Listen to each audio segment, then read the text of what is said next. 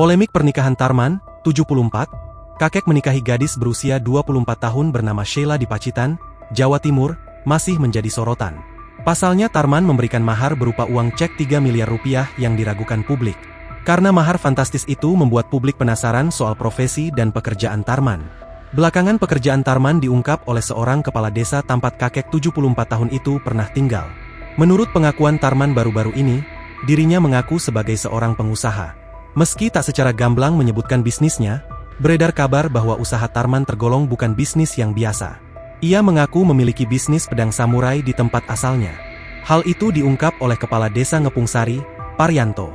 Sebagai informasi, Mbah Tarman dulunya merupakan warga Dukuh Talang, Desa Ngepung Sari, Kecamatan Jatipuro, Kabupaten Karanganyar, Jawa Tengah.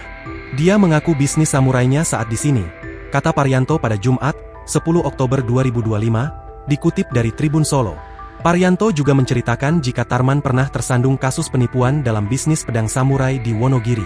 Kasus samurai itu, kan itu tamunya banyak. Kalau nonton itu sekitar 10 juta rupiah. Kasus penipuan samurai-samurai gitu terus dilaporkan, kata Paryanto. Mbah Tarman diketahui berasal Kecamatan Jatiroto, Kabupaten Wonogiri. Ia kemudian menjadi warga Desa Ngepung Sari setelah menikahi wanita bernama Sugiyati yang berasal dari desa tersebut pada akhir tahun 2019. 2 tahun kemudian mereka bercerai, yang membuat Mbah Tarman kembali ke Wonogiri. Mbah Tarman sempat kembali ke Desa Ngepung Sari pada bulan September, karena hendak mengurus surat pindah ke Pacitan.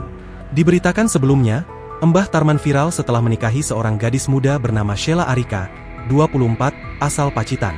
Selain perbedaan usia, pernikahan tersebut menjadi buah bibir karena Tarman memberikan mahar fantastis.